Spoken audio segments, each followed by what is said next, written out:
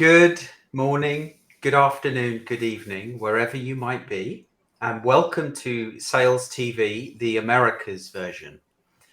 So my name is Alex Abbott. I'm the founder of Sapiro, and let's go round the room. Tim? Yes, I'm Tim Hughes. I'm the CEO and co-founder of DLA Ignite, and I'm famous for the fact that I wrote the book, Social Selling Techniques to Influence Buyers and Changemakers. A little one behind you there. There is one. Yeah, it finds its way onto the screen sometimes. Yeah, almost, Rob. Yeah. So, hi, I'm Rob Durant, founder of Flywheel Results. I'm not famous for anything. Oh, Didn't we agree earlier that you are the professor? I am the professor, yes. You're Stato. What's that? It's a person that likes statistics. That's right. Yeah. And? I'm Adam Gray. I'm Tim's business partner and co-founder of DLA Ignite. And I'm, again, not famous for anything, infamous rather than famous, I think. Excellent. Infamy. They've all got it in for me. So today we have a guest, and in a moment I'd like to bring the guest on, and he can say a few words about himself. But before we do that, let me give you a little bit of a backdrop as to how we know this person. So I worked with him about 15 years ago at a company called Experian Cheetah Mail. He was an SDR at the time. I was a sales rep at the time. And I thought it'd be a good idea to bring Tech onto the show today, because Tech has a really good perspective of how sales has changed over the last 15 years, from SDR to sales manager to sales director. So why don't we bring on Tech, and he can say a few words. Hi, Tech. Hi, Tech. Yeah. Welcome. Thank you very much. It's a pleasure to be on the show. Thank you for having me. So just to introduce myself, I'm Tech Arts. I'm located in Reno, Nevada. Been doing sales for about 18 years. And as Alex pointed out, early into my career, I had the privilege of working with Alex on the same team. Since then, my career has progressed a little bit. I was promoted into field sales and have been doing that for the last 15 or so years. And during that time, I also relocated from Europe to the US. So great to be here. Thank you very much for having me. Also, currently, I work at LiveRamp. I'm a sales director at LiveRamp, specializing in retail and CPG. So, Tech, tell us, what was life like 15 years ago from a prospecting perspective? Well, it was a completely different world, I would say. When I started my career, I had a set of activities that I was trying to drive every single week in and week out, and that was about 200 activities. That was spreading. That was really a combination of outbound emails and cold calls, with a vast majority of activities actually being the cold calls. And at the time, it was, I was pretty good at it. So I was able to generate anywhere between 10 to 12 meetings every single month. All right. And by saying meetings, these were actually qualified opportunities. So it wasn't just a meeting where I'll just facilitate an introduction with an account executive, but it was more about, here's a qualified meeting where somebody's looking to make a decision by specific date and has a budget in place and already has a process started. So today, we live in a completely different world. And you guys, in your previous shows, you've shared some really great insights as to how the response rates from traditional channels have completely suffered. And I have a point of view as to why this is happening.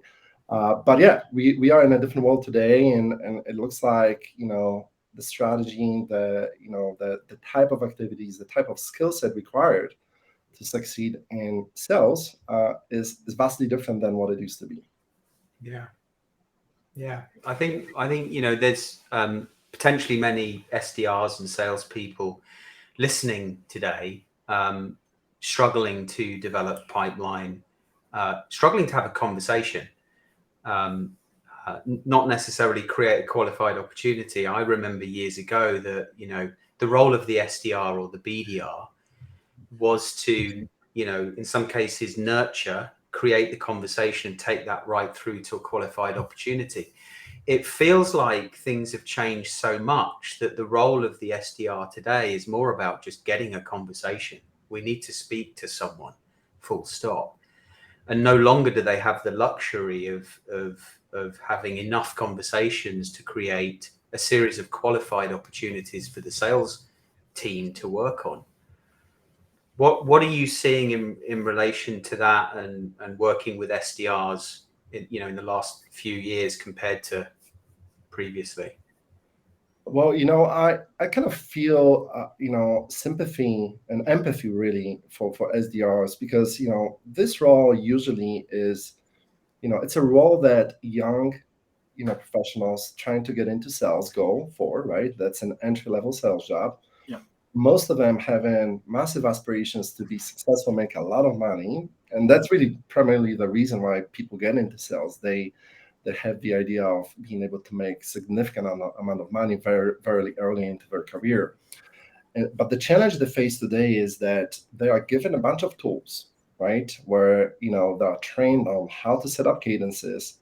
Oftentimes these cadences are created by marketers or by another SDR or by their manager.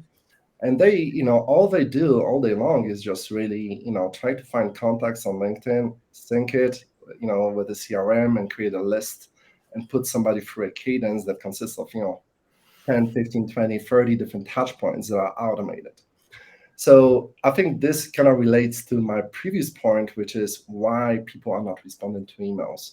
That's because it's so simple for tens of thousands of sellers and SDRs to just create a campaign that reaches your inbox as a buyer, that you get overloaded and over bombarded with messages that essentially you just tune out of. You don't want to be reading that stuff. So I really feel bad for SDRs that are forced to be using those type of tactics, the data tactics, because the response rate is so low that it must be putting a lot of psychological pressures on those young professionals to be doing all this work and be just living with with data and CRM all the time and different tools and sending campaigns and seeing no results from it, or very little results, right?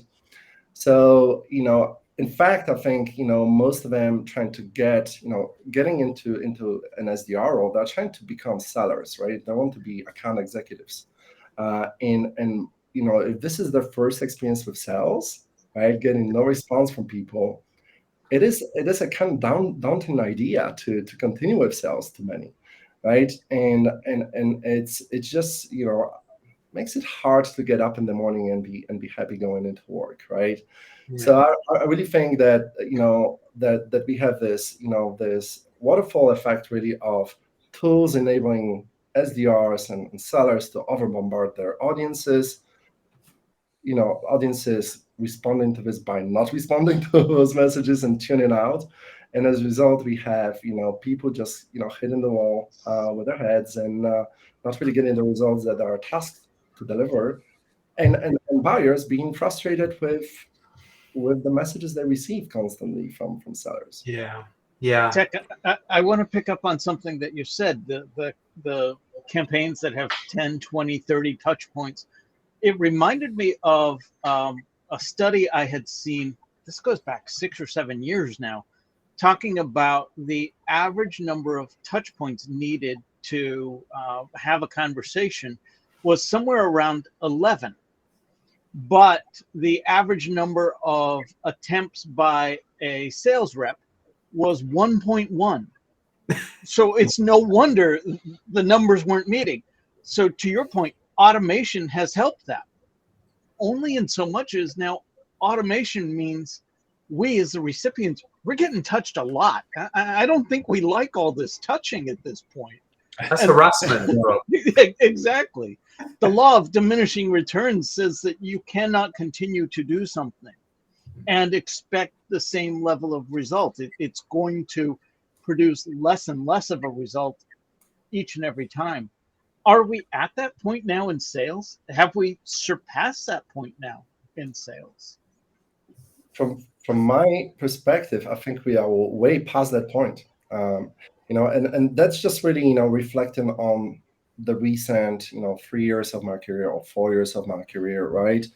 When, as a seller, I don't really use automation that much, right? I typically try to send, if I send an email, it is something that is, based on research, based on what I've learned, that's very highly personalized, that, tries to link somebody we know in common and so on.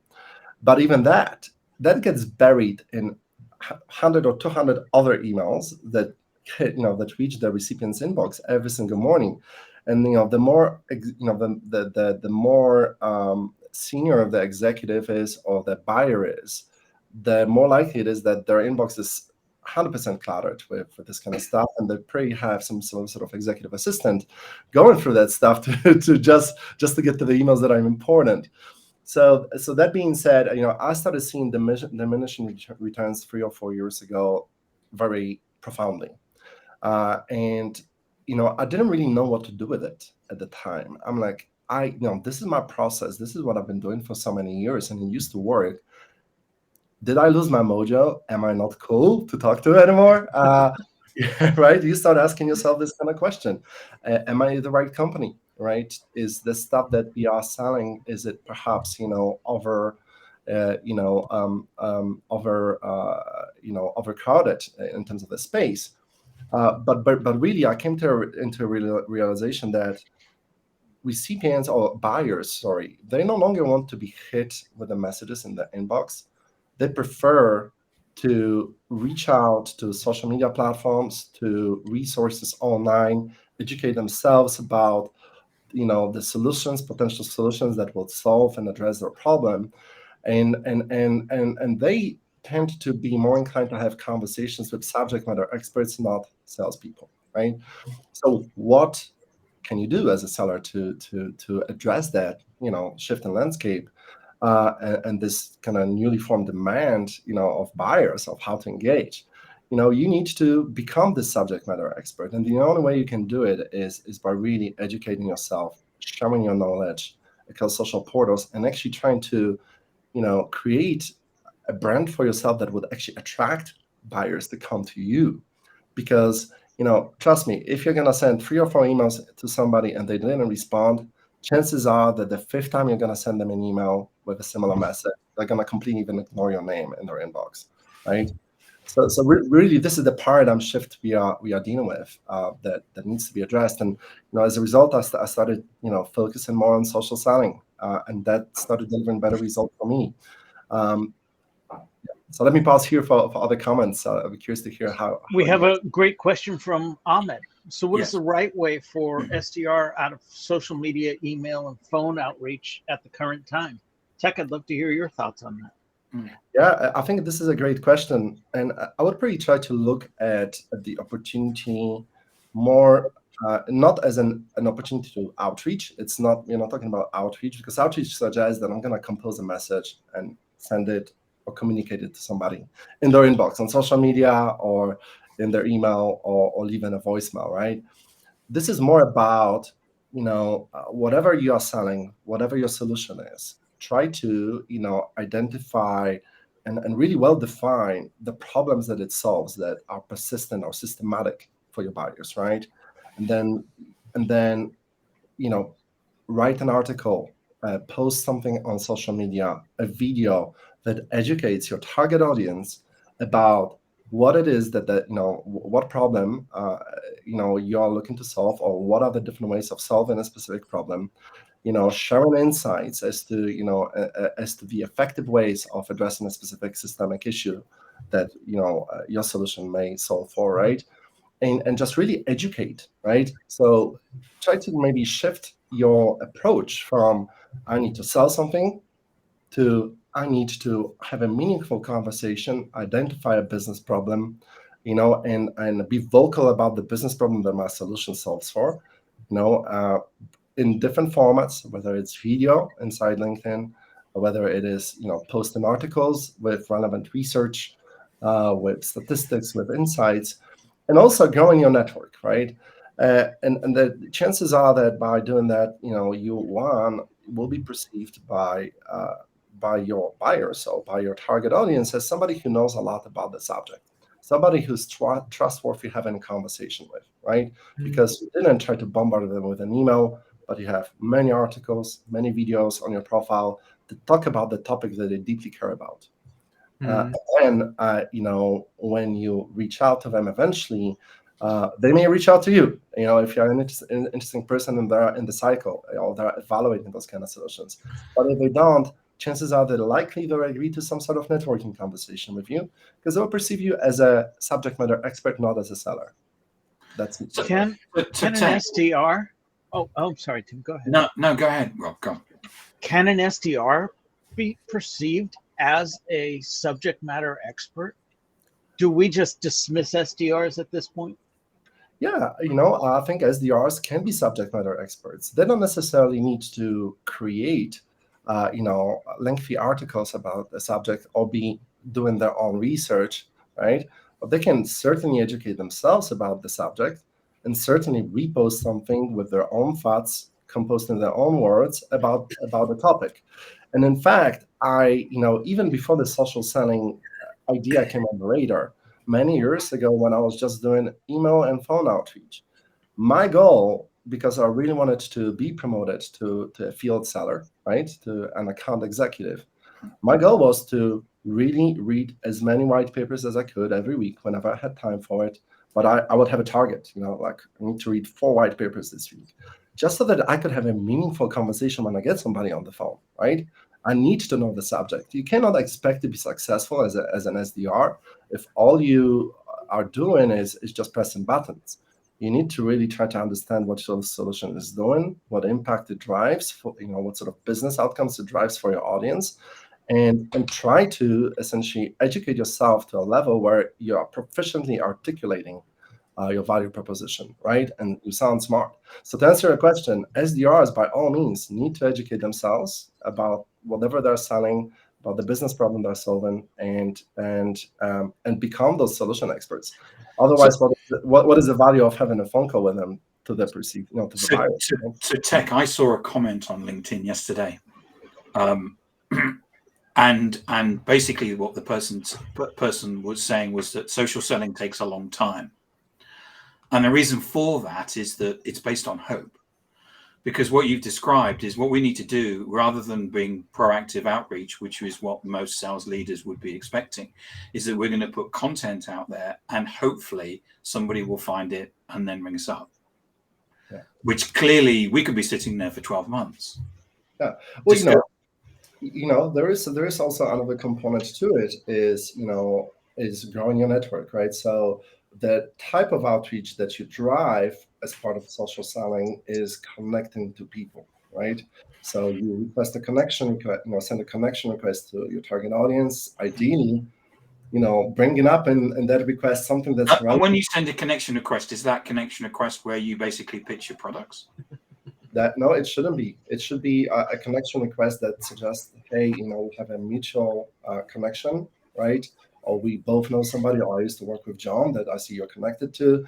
I find your profile interesting. I'd love to connect with you, right? And it should not have a sales message in it, like I want to talk to you about how we can solve your problem in that first outreach. But in order for your content to be visible, you need to focus on growing your network, right? Otherwise, you're just producing content and it's the same network that you've always had that sees it. So in order for your message to reach your target audience, network growth activities are mandatory. But what changes here is that once you increase your network consistently, then the content that you produce and that you post is then visible to this target audience. So in fact, you are educating them about your solution, you're educating them about solutions to their problem, the impact that the problem has on business performance, a lot of other angles, right? And without annoying them by sending them too many messages, right? They see you in their feed, and if they like it, they will click the like button. They may not do it straight away, but they certainly will see your message and without feeling that they're being intruded. Yeah. So I'm going to be cynical I mean, what results are you getting from this? Sorry, say it again. What results are you getting from this? Well, I I was just recently looking at my statistics. So doing this for maybe about 16 or 17 weeks, the total number of conversations I've had was 33, right? So before you were doing this, when you were cold calling, what results were you getting? Well, when I joined the current company I work at, LiveRamp, let's say the first 3 months was just really onboarding and, right? That's easy to CRM, yeah. So I wasn't really actively prospecting because it was a very intense program. But after 3 months, I started prospecting, and I got one new business meeting in a period of about 4 months. Okay. Yeah, with a new logo, right? Yeah. Now, a total number of meetings, and please bear in mind, I had some existing accounts that were given to my patch, so more receptive to accept the meeting. But it was a total of 33 meetings, right? Wow. I mean, but in terms of new logos, there was about 8 or 9 new logos in it, right? So, and what 900% increase versus the the traditional approach. So it works. And now I'm just at the beginning of my journey with social selling, so hopefully more to come, right? But the early results are extremely promising. So how do you compare to your the other salespeople in the organization? Because there must be other people in there that are knocking out the park with cold calling. Yeah, I think it's a systemic problem in terms of new logo performance, right? Across not just my organization, but a lot of my peers from that I still maintain relationships with and friendships with. It is a systemic problem. Whoever is in charge of new logo, so new logo pursuits, right? Whoever I speak to faces that challenge. People just not responding, right? It's just very difficult to get new business meetings. Forget about meeting your pipeline requirements and goals, right? Just getting a meeting, having an intro conversation scheduled. So and what I see, the reaction of leadership across the different companies I've worked at to that problem is, well, we need to increase our numbers. We need to be doing more of prospecting, cold calling. I had situations in the recent career history where we had a cold calling blitz day. Where we I used to do them 10 years ago. Yeah, exactly. But the challenge is remote work. People are not at their desk. There is really no switchboard anymore. That or you cannot ask, can you transfer me to X, Y, and Z? That person is not going to be reached. Everybody's using the mobile phones. We don't have the mobile phones, and people are in meetings all day long. They don't pick up the call when they're in a meeting. So the channel is just not as effective. I mean, some extremely well-skilled cold callers can still get a meeting, right? But it's just the numbers.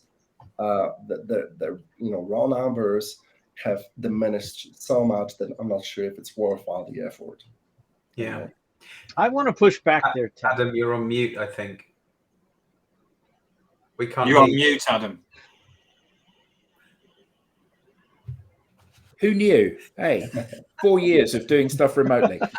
So, I was going to say, if we wind back to something you said earlier that we haven't explored at all yet, is you were banging your head against a wall. You said, I felt like I'd lost my mojo. I was wondering whether or not I was working at the right company. You were implying that you were not happy, that you didn't think perhaps that sales was right for you. And then 17 weeks ago, you started to do something different. So forget performance. How do you feel now about this? Well, I feel way more motivated, right? Because, sales is a performance job, right? And we are very happy, despite the fact that we live under a lot of stress as sales professionals. We are very happy when the numbers, are there, when we are meeting our goals. When we are not meeting our goals and we continue being, doing all of the activities we historically did that worked and they no longer work, that puts a massive strain on your psychological well-being, right? So for me, I was questioning whether I want to even do sales anymore, right? Because it's just very demotivating to be putting in a lot of hours and just not seeing results. Now, what the positive thing about social selling is the fact that you no longer are really just doing repetitive tasks of doing outreach, right? You need to, as a seller right now, in order for me to create a post, I need to read articles, I need to read research, I need to stay on top of my game and on top of all of the, industry news, and understand what's going on and what trends are happening across my clients and prospective customers. So one, consuming way more content to be able to educate myself more, right? And be able to then create something, so a meaningful piece of content that talks about those trends, talks about those issues, and then talks about the solution to those problems, right? So really, putting more emphasis on the actual research and education, right, rather than just pure clicking and the send button in your email inbox, right? That's one thing. So overall, I think it becomes, it makes me a way more interesting person to speak to if I'm a buyer, right? Mhm. Two, creativity, right? There is so many different ways in which you can deliver content, right? I mean, I tested lots of different things. Some of them were successful, some of them were maybe not as successful. I even had a video where I played guitar and sang a song with I remember that. to the tune of Johnny Cash, right? I mean, test and learn. But the test and learn is fun because you are trying something new that you haven't done before, right? So it's stimulating for the brain, right? And so every morning I wake up like, well, what am I gonna do today? What piece of content do I want to create? That makes every single day slightly different than yesterday, and that makes my job interesting, right? So Tech, Bob Britton's put up an interesting comment saying that Yeah. 75% of buyers prefer not to speak with a seller. Mhm. So, and then is the SDR role at end of life? Do you think the fact that buyers don't want to talk to sellers is because they know that all they're going to do is try and sell them something? Absolutely, absolutely, and that's why I think I disagree with the statement that SDR as a job, as a role overall in the industry is over. It's not. SDRs have not been very successful because the rules of engagement have changed, right? Buyers no longer want to be receiving emails in their inbox from 200 sellers every single day, right? But what they want to do is find the information that will help them be more effective in their role, in their job, right? They want to find solutions to business problems that will help them drive better business outcomes for the brand, and they want to only engage and spend time talking to people who they pre-qualified to be experts in the field, right? So what needs to change for SDRs? They need to start educating themselves and become those experts. They need to start being more vocal on social media. Switch the strategy from intrusion-based outreach, where you just hit somebody 100 times in a month.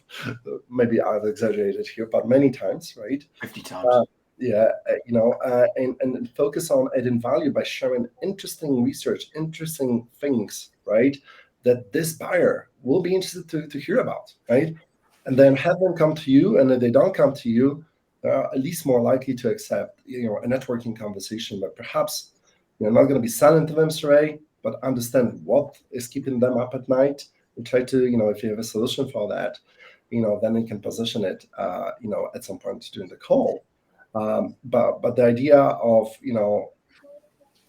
of just, buyers not really wanting to be sold to is 100% accurate.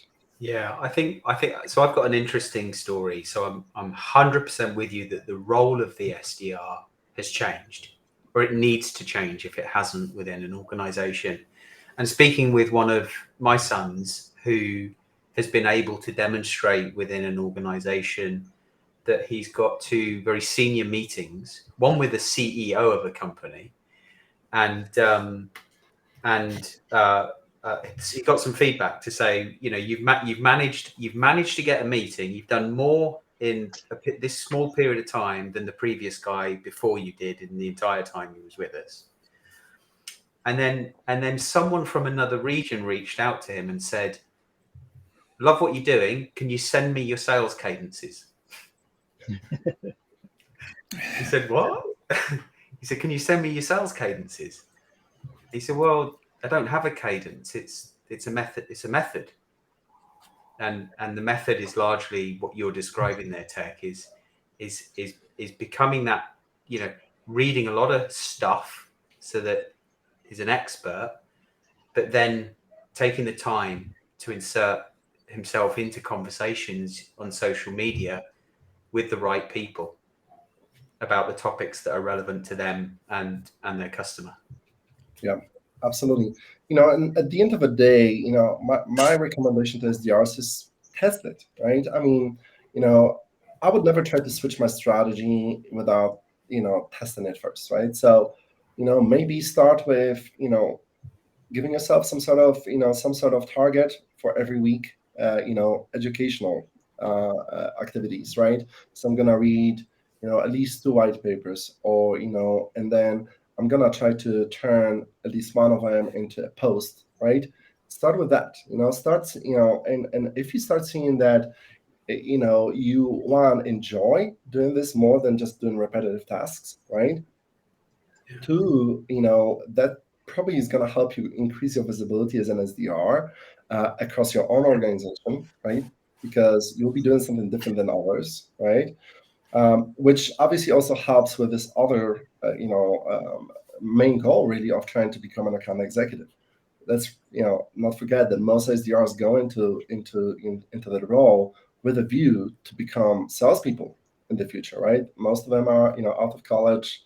Young professionals who want to be making a lot of money, and SDR is just the entry-level sales job. So, try testing it. Don't necessarily go 100% way, all in. Day one. Perhaps test and compare your results to what you've been doing historically and see if you see a lift. Yeah. So Tech, I actually wanted to build on one of Chris Gunn's questions. Chris, thank you so much for you regularly tune in and comment. Thank you so much for that. So Chris asked, where does AI fit into this? But I wanted to ask, what tools are you using to do this? Because this sounds like, what are the tools that are behind this? Yeah, well, I've been increasingly using ChatGPT for certain things, right? So what are you using AI and ChatGPT for? Yeah, there's a number of different activities. One is to obviously streamline and drive efficiency. Right. So as a seller, I need to be aware of most of the target companies that I'm trying to target are all publicly traded companies, very large organizations, right? So being able, understanding what's going on in those companies, listening to earnings call. I was doing it with every single account historically, but I literally was listening to the earnings call, or perhaps downloaded a transcript and use the search functionality to find what are they saying about marketing, what are they saying about loyalty, what are they saying about churn, right? But now ChatGPT can summarize the entire transcript from an earnings report like within seconds. So for me, that I've been using this ChatGPT for that purpose. I also that might sound a little bit funny or weird, but English is not my first language, as you pretty sure. So for me, sometimes when I write an email or I write a script that I would like to kind of more or less stick to when I record a video for LinkedIn, for example, just loading that script and and asking ChatGPT to edit it, it just gets rid of all grammatical errors for me, and perhaps rephrases things to sound a little bit better, right? So I use it for that. Oddly, I used it also to write lyrics to a Johnny Cash song that I recorded on LinkedIn. I think it's really interesting. It's really interesting that when Tim said to you, what do you use ChatGPT for, AI for? Most people would see this as a way of streamlining outbound. So I'm going to use this for writing scripts and sending it to people. And you said, I use it so that I can consume more stuff. I use ChatGPT to read things, to edit them down and give me a summary of them so I can get the concept really quickly and easily. And I think that's an absolutely inspired idea. Yeah. Because you're still doing the work to make the sale, to have the conversation, but you're using Chat GPT as a researcher. You're using it as something to brief you on the environment that you're going into. And I think that's a brilliant idea and a concept that most people probably would not have considered. Yeah, absolutely. And I'm not sure if you gentlemen have noticed that trend, but I can very easily recognize which message I receive is written by a bot, right? So if I get an email, there's tons of salespeople, trying to sell to me as well, right? Like different sales solutions and so on. And I can very easily pick up on an email that was definitely not written by a human because of the eloquent vocabulary being used and so on. So I still feel like, yeah, you can maybe use it, to help you with some editing or to shorten something or to streamline, drive efficiency in terms of the content you consume. I still personally prefer to write, my content by myself, right? Because it is really how I would say it. And it's reflective of my personality. So, I wouldn't necessarily recommend ChatGPT to just do your work for you, right? I think it can help you drive efficiencies, but I wouldn't try to count on it as a solution that's going to be writing your emails. Yeah, and interestingly, we've got a comment here from Abhishek saying, how important is it to get SDRs in front of existing customers? And that allied to Bob's comment earlier of is an SDR reaching end of life. As a buyer, my question would be, why would I want to talk to your SDR when I can talk to you? So LinkedIn, for example, if I do get a piece of content show up in my newsfeed from an SDR and it's a brilliant piece of content, the beauty of LinkedIn is that I can go and look at everyone who works within a company and decide which people I might want to talk to. So if an SDR from your company, Tech, reached out to me and said, here's a great thing that we've got and this is how it helps people, I wouldn't want to talk to the SDR. I'd message you. I mean, I know you, but if I didn't know you, I'd message you because I'd look at you and I'd go, okay, here's a guy that I have stuff in common with. We both play the guitar, for example, or you look like you're an interesting chap. You look like you understand my issues in business. Why would I talk to an SDR? Yeah. And my question is that SDRs, maybe they are end of life. Maybe their job is to provide you with the raw materials to make you famous, because certainly they're not helping companies to warm up prospects. They're doing quite the reverse. Yeah, I personally feel that there's still a role for an SDR. One is it's just, it's a great resource if used wisely to help you identify the type of audiences that you are trying to reach, spend a lot of time on LinkedIn, clicking on profiles and trying to map out, doing an account plan, for example, right? Understand who are the different influencers, stakeholders that should be in our target audience. My SDR, I have a really fantastic, person that I've been working with. I've been using her a lot also to help me with account research and plan, right? And then, I use this also as an opportunity to coach her and give her the opportunity to present the account plan to me and coach her through it, right? And like, hey, what sort of solutions would you position to address this business issue, right? It's just a little bit of a mentorship or mentoring program as well. That's what I historically like doing. It has stopped a little bit because, she just was told recently that she needs to focus on some cadences they created for her, right? But bottom line is, SDRs can be a great resource. And by the way, I don't feel, buyers, think that their time spent with an SDR will be a waste of time. I feel like SDRs help facilitate a meeting, but most of the time when they do get a meeting on the books, they include the AE straight away in that first conversation, right? So I think buyers know that, likely they're not going to be speaking just an SDR and not have their questions answered. They know pre-SDRs just help them facilitate the meeting, but somebody more senior will be in it too. Yeah. So we've got just over 5 minutes left. There's a couple of things I wanted to raise. One is going back to something you said in relation to net new logos and existing clients.